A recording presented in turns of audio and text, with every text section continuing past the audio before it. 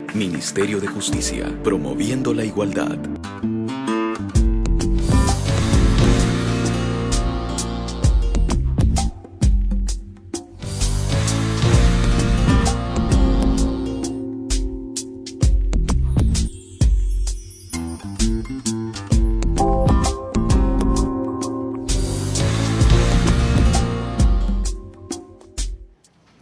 Muy buenas noches. Quisiera en primer lugar agradecer la cordial invitación del señor Ministro de Justicia, doctor Francisco Eguiguren Fraile, de la doctora Cecilia Flores, presidente de la Comisión de Damas del Ministerio de Justicia, que nos va a permitir formular una presentación en no más de 20 minutos en torno al derecho a la consulta, el contenido y los retos pendientes, y se tutela desde el derecho constitucional. Yo quisiera indicar que la presentación va a tener un enfoque desde el derecho constitucional para tratar de tomar en cuenta algunos criterios jurisprudenciales formulados por el Tribunal Constitucional y algunas pautas de interpretación sobre un derecho tan importante.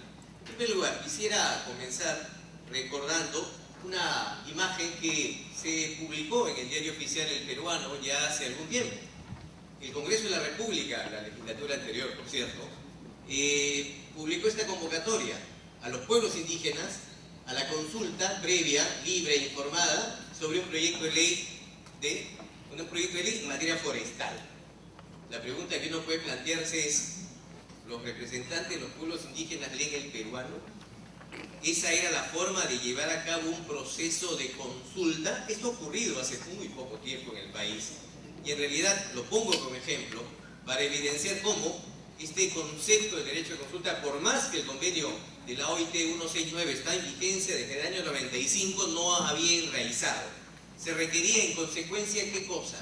Un desarrollo legal, que al final fue planteado por el Congreso, aprobado en una sesión y finalmente promulgado por el actual presidente de la República. Este es el marco, en consecuencia, que nos da pautas del desarrollo del convenio 169, que nos da pautas sobre el derecho a la consulta y que deja de lado ese pasado en el cual se convocaba por el diario oficial.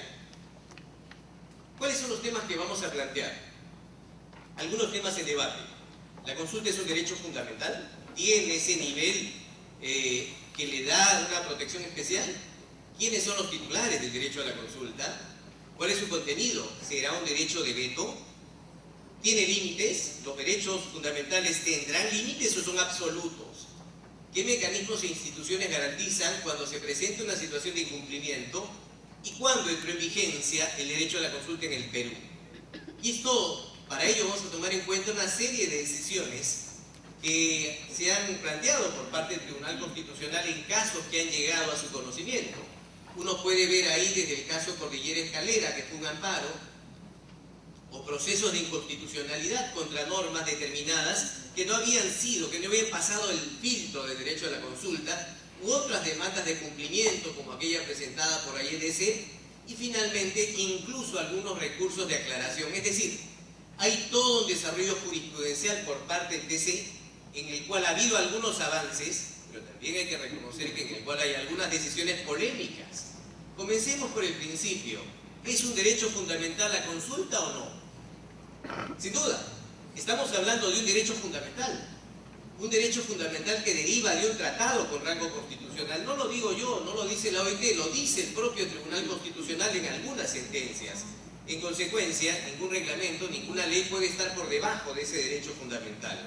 Y ese convenio 169 es una norma que se integra a lo que se conoce en la jerga jurídica como el bloque de constitucionalidad, vale decir, es un derecho fundamental sin duda. Un derecho que se aúna a todos los derechos que están en la Constitución, por más que no esté expresamente señalado. Lo que pretende, dice el propio TC, es la reivindicación en clave de inclusión de los pueblos indígenas, y este derecho ha sido, como todos sabemos, desarrollado en los principios, en el contenido y en el procedimiento por esta nueva ley aprobada por el Congreso y promulgada por el actual presidente. Ley que, por cierto, no puede desconocer un derecho fundamental y en consecuencia ley que, por cierto, debe leerse a partir de lo que dice el convenio del OIT, que es un tratado de derechos humanos. En segundo lugar, ¿quiénes son los titulares de este derecho a la consulta? La ley menciona, se refiere, y el convenio 169 también, a los pueblos indígenas. originarios. Por ahí hay cifras de la Defensoría del Pueblo en algún momento sobre cuántas son las comunidades nativas y campesinas, y estos son los pueblos que son sujetos activos del derecho. Quizás se podría discutir cuáles son los criterios de identificación para determinar quién es un pueblo indígena o quién no lo es, y también es importante que, por ejemplo, la ley plantee la idea de contar con una base de datos oficial que permita contar con información objetiva sobre quiénes son calificados como pueblos indígenas o no. ¿Quién es el sujeto pasivo? El sujeto pasivo lo establece claramente la ley, lo ha desarrollado la jurisprudencia, el TC también, es solamente el Estado. La consulta es implementada de forma obligatoria por el Estado. Esos son los titulares de este derecho fundamental, o de derecho colectivo, como el derecho a la consulta. ¿Cuáles son los criterios para determinar quién es un pueblo indígena o quién no lo es? Hay elementos que se consideran criterios objetivos o criterios subjetivos. Criterios objetivos en el sentido que descienden de pueblos que preexisten a estados actuales, un dato histórico, como lo señala Raquel Irigoyen, que posteriormente estará aquí, y conservan en todo o en parte sus instituciones culturales, la vigencia actual. Y un criterio subjetivo que es la autoconciencia de la propia identidad indígena. Vale decir, hay criterios que permiten identificar a quiénes son pueblos indígenas, e incluso algunos plantean si las comunidades nativas o campesinas son también pueblos indígenas. Más allá del nombre, lo establece claramente la ley, sí pueden ser considerados como pueblos indígenas. ¿Cuál es el contenido del derecho a la consulta? Si hablamos de un derecho fundamental, hay que determinar cuál es su contenido. El TC, en un proceso de inconstitucionalidad, en una sentencia que sugiero revisar porque es bastante interesante, la 022 del 2009, precisó que el contenido incluye el acceso a la consulta, el respeto de las características esenciales del proceso de consulta. No basta con acceder, hay características básicas que garantizan ese derecho y que se cumplan los acuerdos arribados en la consulta. Muchas veces se firma un acta y después no se cumple. Y ahí viene una serie de conflictos sociales cuando se incumplen con los pactos o los acuerdos efectuados. La ley, por ejemplo, también ha desarrollado estos elementos a la luz de lo que establece la propia jurisprudencia del Tribunal Constitucional. Pero el Tribunal ha ido un poco más allá, y en la sentencia 3343-2007, en un proceso de amparo, señaló cuál es el alcance o el contenido del derecho a la consulta. Consiste en brindar información relativa al tipo de recurso a explotar, las áreas de explotación, los informes sobre impacto ambiental, las posibles empresas que podrían efectuar la explotación del recurso. Esta información tiene que entregarse con la debida anticipación, información previa, para que las reflexiones que puedan surgir sean debidamente ponderadas. Y una vez superada esta etapa, se podrá llevar inicio a la etapa de participación propiamente dicha, y finalmente la consulta planteada tendrá que ser realizada sin ningún tipo de coerción. Detrás de esta sentencia hay una serie de elementos que luego van a ser desarrollados en otras decisiones del TC y también en la propia ley. ¿Cuáles son las características esenciales del derecho a la consulta? La buena fe, no hay que actuar engañando.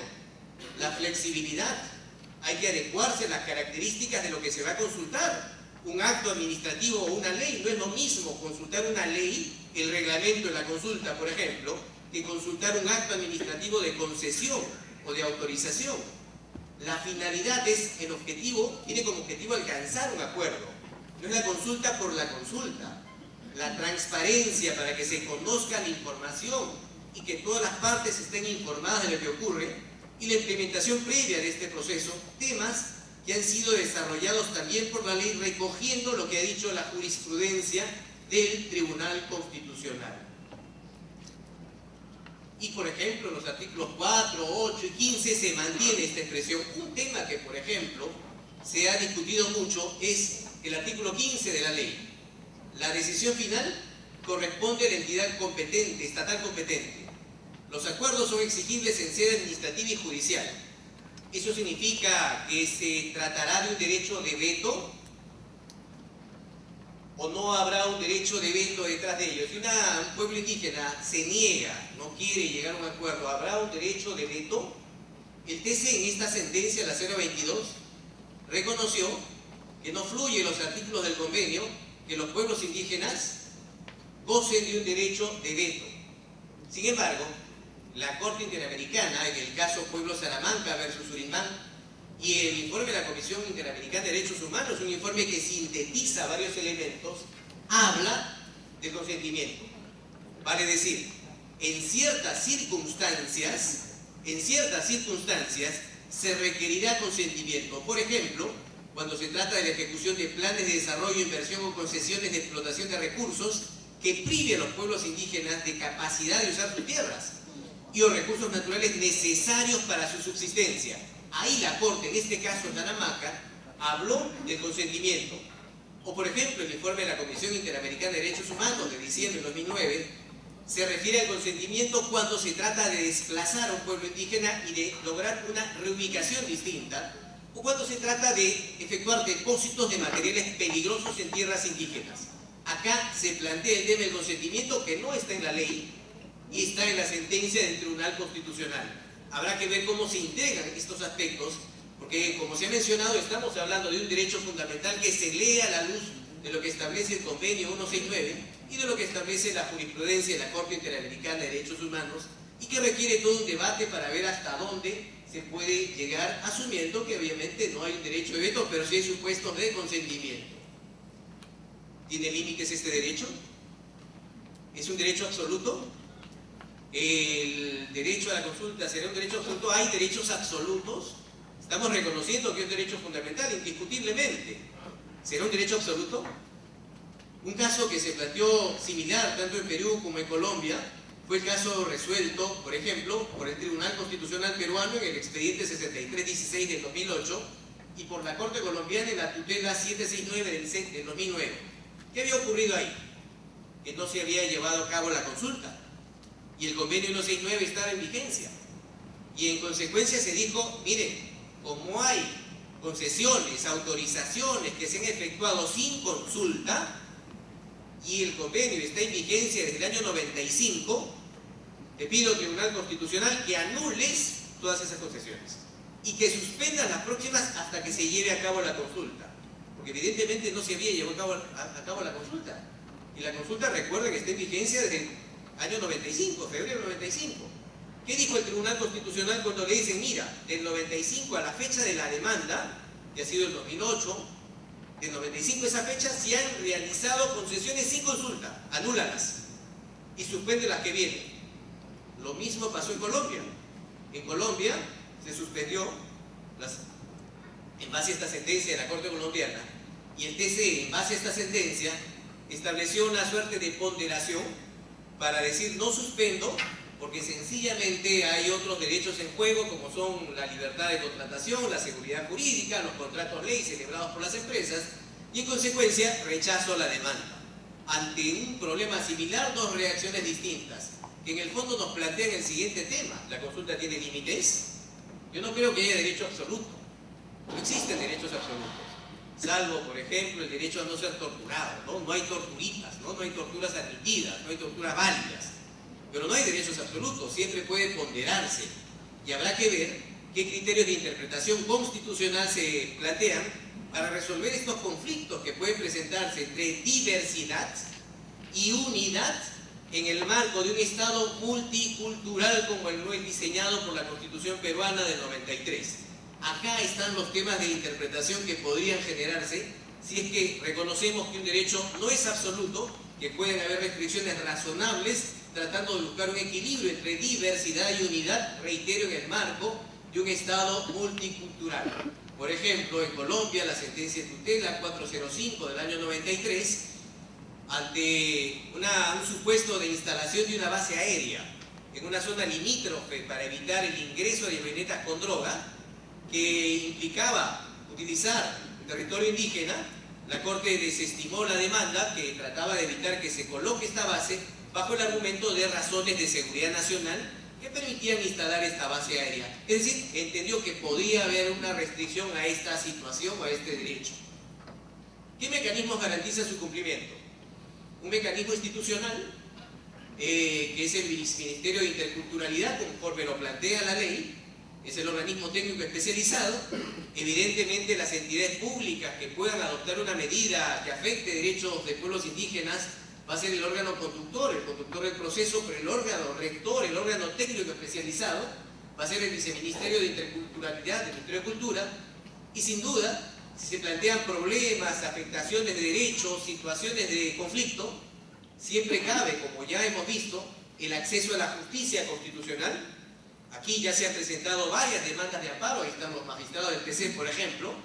El amparo, la demanda de cumplimiento, cuando se incumpla con la ley de consulta, se puede presentar una demanda de cumplimiento, o una ley que no respete la consulta, una norma que no respete la consulta, termina siendo inconstitucional, porque está violando un derecho fundamental que es el derecho a la consulta si se trata de una norma con rango de ley que afecta a los derechos de los pueblos indígenas. Y evidentemente el acceso al sistema interamericano, como ha ocurrido en el caso de Surinam hace un momento mencionado. En definitiva, estos son los mecanismos que existen y habrá que ver cómo la justicia constitucional puede ir diseñando mecanismos de protección para garantizar que este derecho se cumpla a cabalidad. Finalmente, ¿cuándo entró en vigencia la consulta? ¿Entró en vigencia con la ley? ¿Entró en vigencia con el convenio 169? ¿Entró en vigencia con la jurisprudencia del TC, como en alguna ocasión lo dijo el propio TC de manera equivocada? El convenio 169 entró en vigencia hace algún tiempo, no es una norma nueva. Y el convenio, si ha sido reconocido por el propio TC como un tratado de derechos humanos, es norma vinculante. En consecuencia, no hay duda que desde esa fecha está en vigencia. La ley plantea algunos debates. La segunda disposición final y complementaria dice que esta ley no deroga las medidas legislativas ni administrativas dictadas antes de su vigencia. Para algunos ha generado debate esta norma, porque lo que trata de decir es, en otras palabras, el convenio no se debe el eje para adelante. Y si atrás no se cumplió, ¿qué hacemos? Borrón y cuenta nueva. Todo tema en debate que lo plantea la ley. La ley también deroga un decreto supremo, el 023/2011, pero lo deroga de manera peculiar, porque lo deroga, pero la ley no entra en vigencia todavía. La ley entrará en vigencia a los 90 días de su publicación, con lo cual derogo, pero está en vigencia en la medida que la ley no ha entrado plenamente en vigencia. En síntesis, hay situaciones que plantea la ley sobre cuándo realmente entró en vigencia la consulta, si es que es del 169, si es que es desde la entrada en vigencia de la propia ley, y habrá que ver cómo se desarrolla este tema en la norma reglamentaria que ya se ha anunciado. En definitiva, y termino con esto para no excederme los 20 minutos asignados, creo que es interesante y es importante estar atentos al proceso de implementación de la ley, al proceso de reglamentación. Por eso felicitamos la iniciativa del Ministerio de Justicia de llevar a cabo este debate. ¿Por qué? Porque hay que definir algunos criterios. ¿Cuándo hay una afectación directa a los pueblos indígenas por parte de una ley y un acto administrativo que genere una consulta? ¿Cuándo? En todo caso, siempre, ¿qué sucederá con los procedimientos en trámite? Aquellos que ya se están tramitando, los procedimientos, y que no se ha realizado al amparo de esta ley. ¿Cómo se irá precisando algunos aspectos de la propia ley que son algo amplios y generales? Ese proceso es importante para garantizar una norma que sea lo más transparente y participativa posible. Sin duda, para toda norma es indispensable una institucionalidad. Y quien va a ser el órgano rector, como hemos visto, va a ser el Viceministerio de Interculturalidad y Ministerio de Cultura, que va a tener un reto importante porque va a ser un organismo rector. En consecuencia, es indispensable fortalecer esa institución para que pueda llevar a cabo a cabalidad este reto de implementar la consulta a nivel nacional de la manera más asequible y transparente posible. Y finalmente, creo que es indispensable garantizar un equilibrio razonable entre los derechos fundamentales, las inversiones, y evitar que expectativas existentes puedan generar conflictos, y si en todo caso se presentan conflictos, solucionarlo de la manera más pacífica posible. Yo termino con estas ideas y les agradezco por su gentil atención. Muchas gracias. Ministerio de Justicia, promoviendo la igualdad.